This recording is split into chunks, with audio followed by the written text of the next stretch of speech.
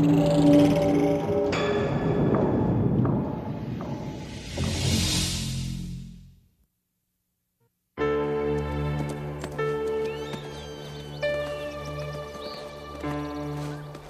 mere century ago, the most remote Pacific coastline of the North American continent was the undisputed domain of the bears. Here, they thrived. To survive, bears need wild country, but now the human race wants it too, and the noose is tightening. But biologist Wayne McCrory is fighting hard to save these, the last rare tracts of Canada's western wilderness, so that bears can continue to call it home.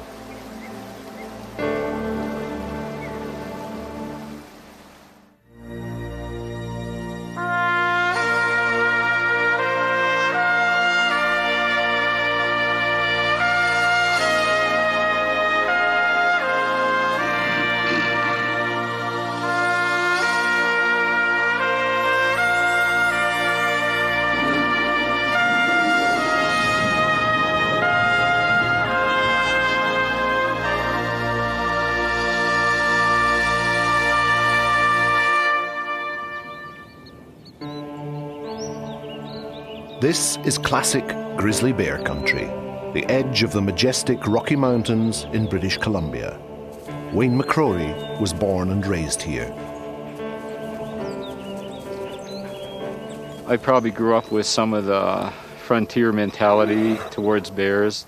My role models were very aggressive, macho-oriented, and that had some influence on me. I hunted, mostly meat hunted, for many years. I shot a few bears. I regret that. I could never shoot a grizzly. But I think as I came to terms with that and realized that, I didn't need to kill things to live or whatever, and as I began to learn through my career more about the animals themselves, bears seem to draw my attention more than other species for a variety of reasons. They are the wildest thing you can ever meet to me. They epitomize the wild spirit of the wilderness. They're independent, they're free roaming, and they are also very vulnerable. They're what we call an indicator species because when we impact an area with too much development or human use, they're the first ones to go.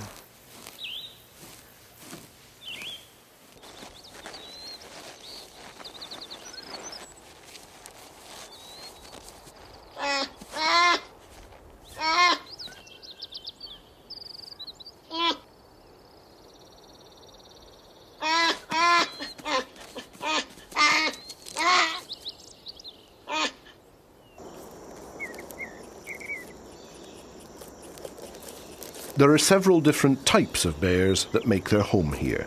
The smaller black bear, as well as the fabled grizzly. Normally a brown-grey colour, the Kootenai grizzlies have evolved an unusual, almost white coat.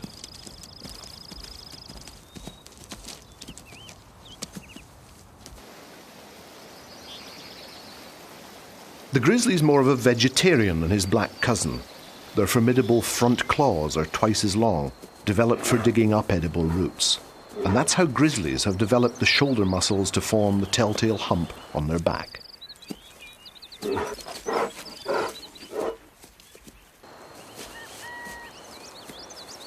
Over the years, bears have become the stuff of legend around the world.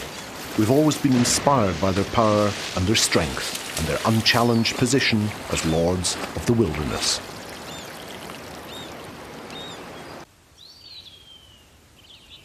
Like humans, bears have a tradition of trailblazing, marking their migration routes. For many generations, they've followed in the very footsteps of their forefathers, leaving their marks deep in the trails along the forest floor.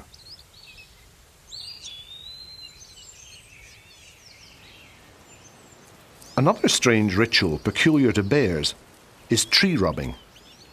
These trees are very common along trails and in bear country, and bears that come along here, different bears, will stop here, smell from the scent of the previous bear, what bear has come along, and then stand up and rub their backs on the tree. And these trees are very important part of the social system of bears. They probably rub their backs here and leave their scent here, and another bear comes along and says, oh, you know, Big Joe was here 2 days ago.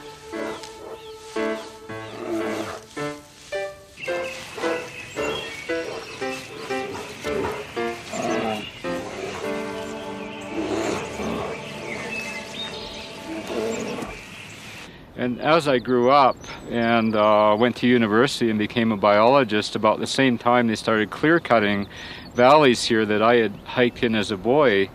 And it was very painful and very alarming to me when I saw industrial forestry was doing to the grizzly bear habitats. Appalled by the blatant destruction of the grizzly bear's habitat in their own backyard, Wayne McCrory and his colleagues founded the Valhalla Wilderness Society. So began an impassioned campaign to save the Kootenays from clear-cut logging. Like so many environmental battles, this was an uphill task. But with the help of Wayne's sister Colleen and a determined group of activists, the lobbying paid off. In 1983, the provincial government established Valhalla Provincial Park.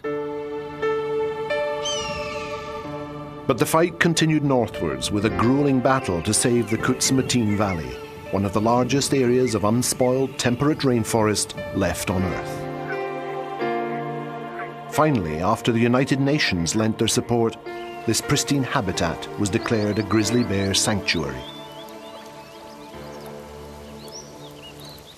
There's all these rivers like the Kutsumateen River, and you get a major run of salmon up here, and you know, you get this ancient natural trilogy of big bears, lots of salmon, and big trees. And it's a very beautiful part of the whole Pacific Rain Coast that's not found elsewhere in the world.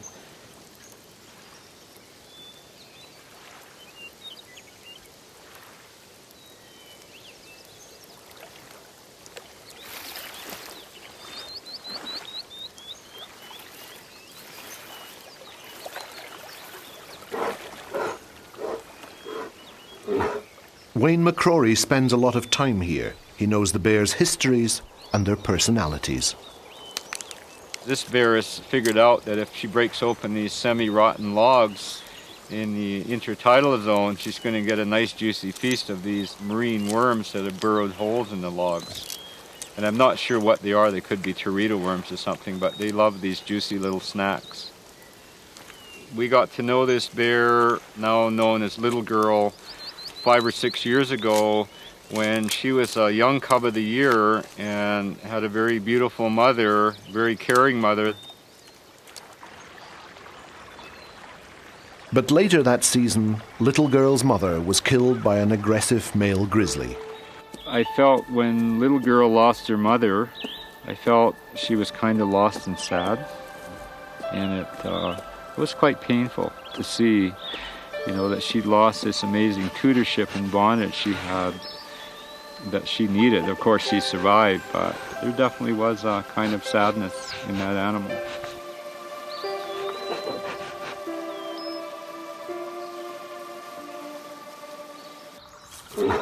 This is a large male, about 20-year-old bear. When we first saw him 5 or 6 years ago, when he marched onto the estuary in the spring, all the other bears we were watching literally went into a state of panic when he showed up. He marches along and he has huge shoulder muscles, and so we call him Buffalo because of that hump, which is like a big male buffalo. He's actually quite a gentle bear. He's just like the granddaddy of the bears in the Kutsumateen.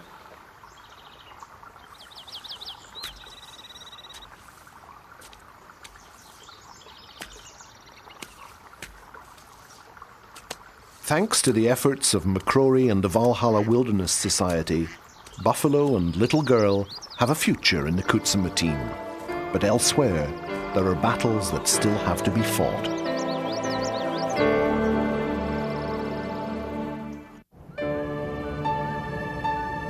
McCrory and his activist colleagues are now taking on their biggest and most important campaign, the protection of Princess Royal Island, home of the endangered rare white spirit bear. Only 200 of these are left in the world. McCrory has brought Dr. Yaishi Kuroda to Princess Royal Island to show him the elusive white bears. It's important to gather support for the cause as widely as possible. Dr. Kuroda is head of a Japanese group campaigning for an end to rainforest destruction around the world.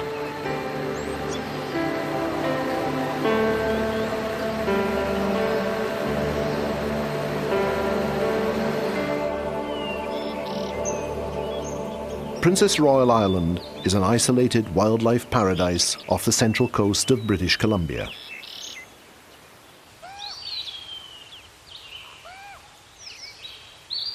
The ancient forest here is quite productive of bear foods like these red huckleberries here. And then you'll also see the bear trails coming through the forest down to the salmon stream here. Although white spirit bears range over a wide area, it's on Princess Royal Island that they occur with the greatest frequency. But even here, they're not exactly thick on the ground. Make it okay? The environmentalists are suggesting protected reserves covering 2/3 of 1 million acres. If this can be achieved, the future of the white bear can be assured.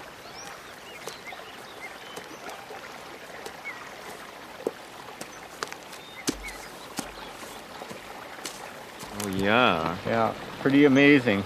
Yeah, that's They're like the spirit of the rainforest to me. Yes, you know?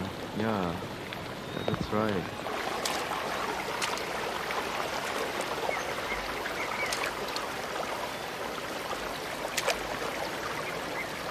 See how fat the bear looks? His belly is just sagging. Mm-hmm.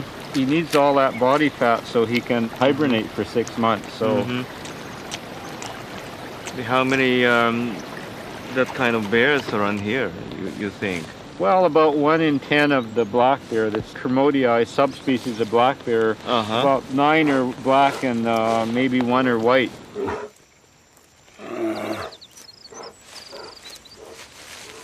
The white spirit bear, or Kermode bear, is a rare colour variation of the black bear, which perhaps evolved genetically during the last ice age. The Shimshan Indian legend tells that on this island, Raven the Creator made 1 in every 10 bears white, to remind us of the glaciers that once covered the earth. Raven vowed to protect the white bear for eternity. To date, he's been true to his word, but then eternity is still a very long way off. A Kermode bear, like any coastal bear, has to learn to catch salmon, sometimes the hard way.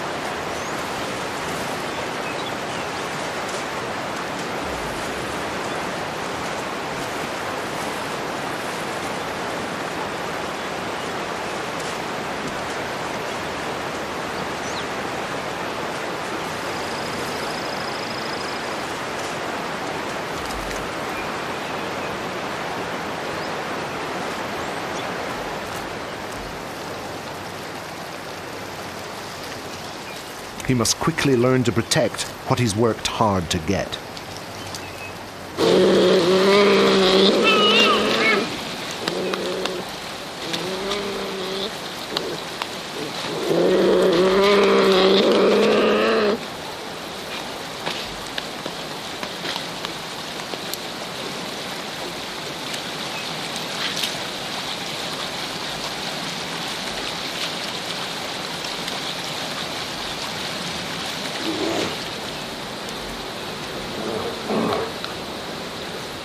But then sometimes offense is the best defense when it comes to holding onto your place in the local bear hierarchy.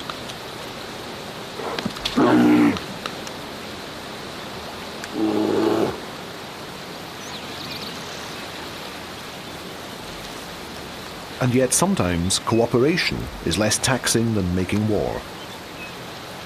But then these bears, despite their colour difference, are actually brother and sister.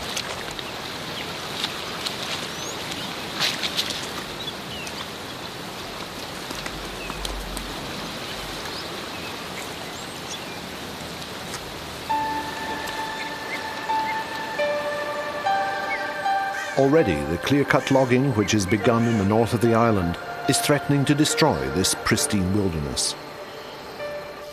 This animal is just one example of man's devastating effect on nature. The bear lost its leg with a hunter's bullet shortly after the logging started. It's already mid-October and there's only 2 more weeks at most for Three Legs to find enough food to gain the weight he needs to survive 6 long months of hibernation. With another winter's logging about to begin, McCrory knows he has to work fast to prevent the loss of more of this primordial forest. The big old growth is where the life cycle of the bears begins, where the animals sit out the long winter in hibernation. This is a 700-year-old cedar tree, and I'm crawling out of an active black bear den that's used in the winter by bears. They come back here every year into this large chamber.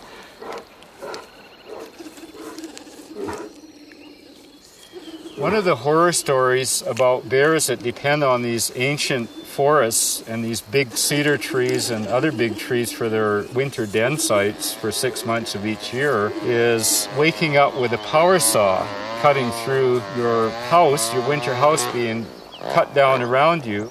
You have no chance of surviving.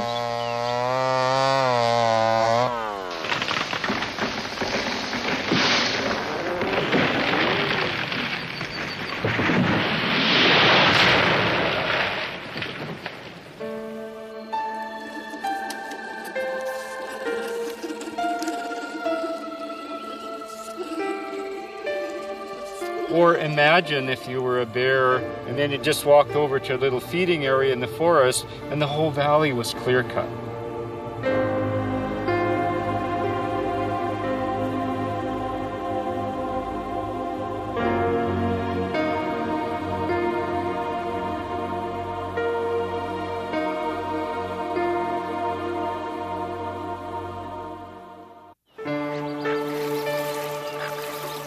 The Kutsumatine Valley has awakened from its long winter slumbers.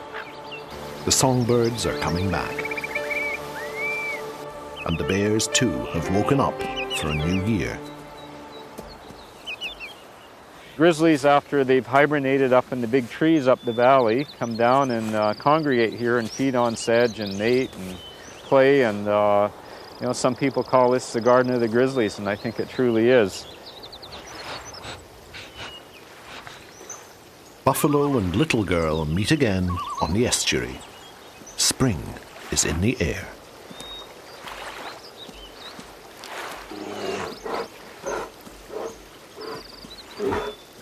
But female bears are only receptive to the male's advances for a few days during the spring breeding season.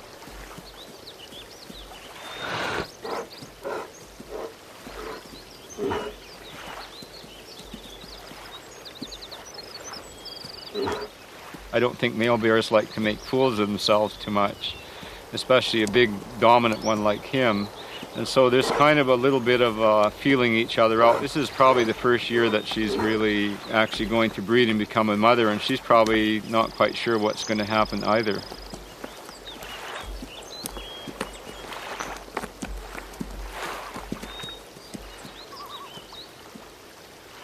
He is, of course, interested in only one thing, and she's not quite sure, and maybe she's not quite at the right hormonal stage, but she's kind of interested. And it's probably somewhat like some of the sexual interactions of human beings.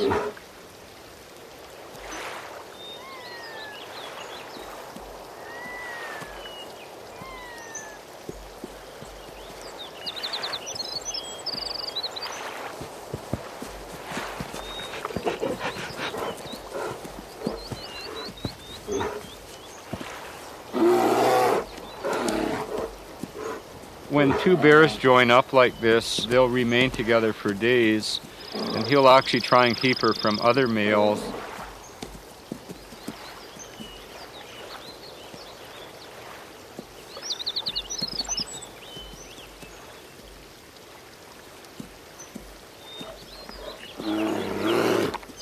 We call that jawing. It's a form of bears gently playing with each other, and it's actually quite a beautiful thing.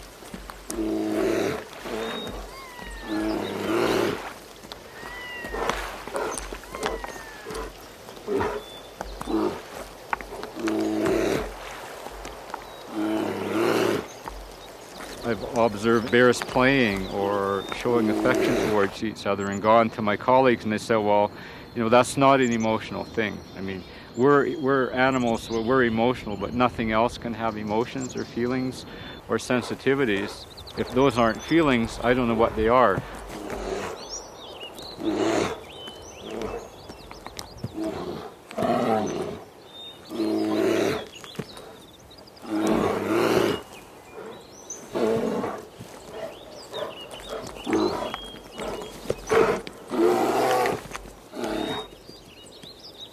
She'll basically go off and live on her own and put on a lot of weight and come out next spring out of her tree den and have some little ones with her.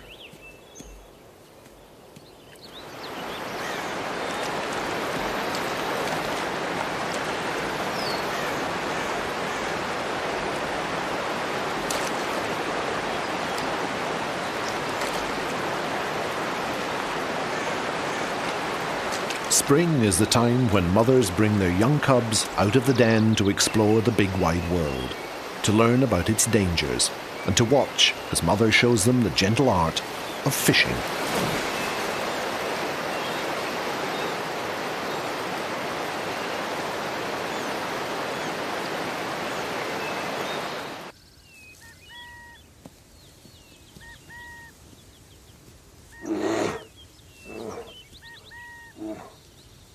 Though a mother bear generally nurses her cubs for up to 3 years, she would probably prefer it if they were to fend for themselves just a little sooner.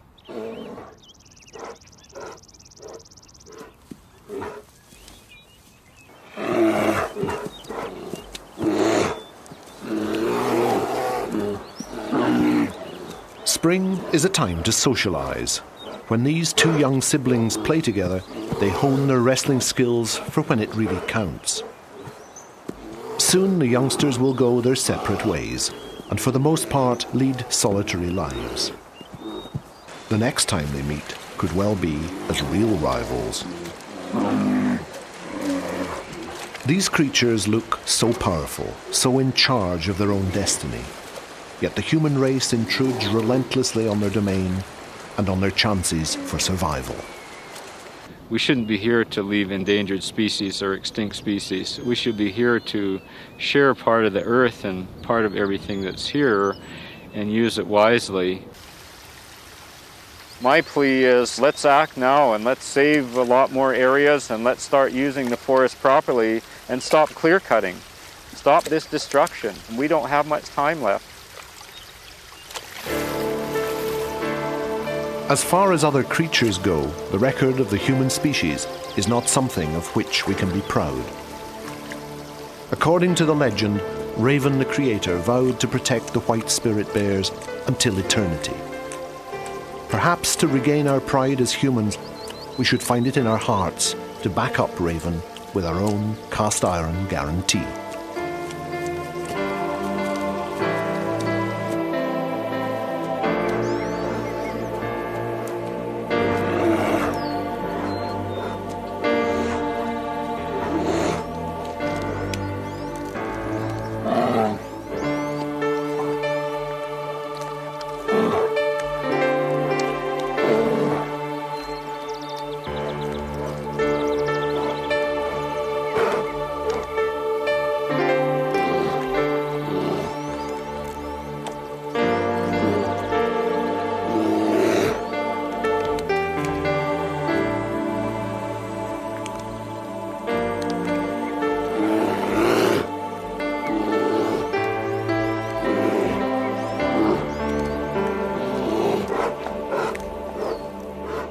Bye.